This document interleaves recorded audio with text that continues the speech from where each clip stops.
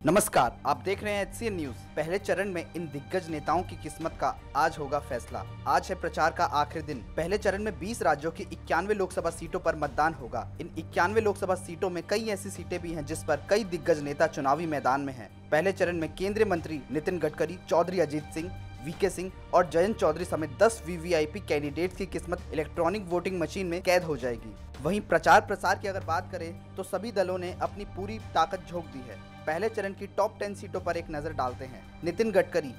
केंद्रीय मंत्री नितिन गडकरी महाराष्ट्र की राजनीति के बड़े चेहरे हैं। गडकरी एक बार फिर बीजेपी की टिकट से नागपुर संसदीय सीट पर चुनाव लड़ रहे हैं। इस सीट पर उनका मुकाबला कांग्रेस उम्मीदवार नाना पटोले से है। RSS के एक प्रभाव वाली नागपुर सीट पर 2014 में गडकरी ने 2.5 लाख से ज्यादा वोटों से जीत दर्ज की थी।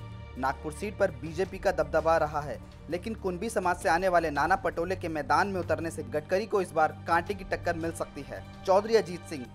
जी हां, RLD संस्थापक चौधरी अजीत सिंह मुजफ्फरनगर सीट से अपनी किस्मत आजमा रहे हैं। उनका सीधा मुकाबला बीजेपी प्रत्याशी संजीव बलियान से है। इस सीट पर मुसलमान, जाटव और जाट वोट बैंक का अच्छा खासा प्रभाव है। SP, BSP और RLD गठबंधन के चलते इस सीट पर उनका पलड़ा भारी दिख रहा है।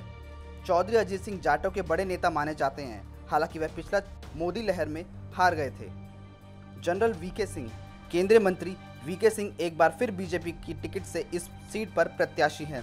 कांग्रेस, सपा, बसपा और RLD गठबंधन ने इस सीट पर VK सिंह के लिए मुकाबला और त्रिकोणीय बना दिया है। VK सिंह को कांग्रेस डॉली शर्मा और गठबंधन उम्मीदवार सुरेश बंसल से कांटे की टक्कर मिलने की उम्मीद है। जयंत चौधरी। राष्ट्रीय लोकदल के उपाध्यक्ष जयंत चौधरी पार्टी को राजनीति विरासत में मिली है। उनके दादा यानी स्वर्गीय चौधरी चरण सिंह प्रधानमंत्री भी रह चुके हैं, जबकि पिता अजीत सिंह केंद्रीय मंत्री का पदभार संभाल चुके हैं। जयंत 15वीं लोकसभा में मथुरा से सांसद रहे। लोकसभा चुनाव 2014 में वह मथुरा से हेमा मालिनी के सामने हार गए थे। चिराग पासवान। अभिनेता से नेता बने चिराग पासवान NDA गठबंधन के तहत जमुई लोकसभा सीट से चुनावी रण में हैं। लोक जनशक्ति पार्टी नेता चिराग पासवान 2014 में जमुई सीट से चुनाव लड़े और करीब 80,000 वोटों से जीतकर संसद पहुंचे। इस बार चिराग पासवान का महामुकाबला महागठबंधन के तहत रालोसपा उम्मीदवार भूदेव चौधरी से। चिराग पासवान लोक जनशक्ति पार्टी अध्यक्ष रामविलास पासवान के बेटे हैं। जीतन राम मांझी। बिहार के पूर्व मुख्यमंत्री जीतन राम मांझी महादलित समुदाय से आते हैं। हिंदुस्तानी अवाम मोर्चा के मुखिया जीतन राम मांझी बिहार के गया संसदीय से चुनाव लड़ रहे हैं। जीतन राम मांझी की पार्टी राष्ट्रीय जनता दल, कांग्रेस और VVIP महागठबंधन के साथ मिलकर लड़ रही है। गया सीट पर मुख्य मुकाबला राजग और महागठबंधन के बीच ही माना जा रहा है।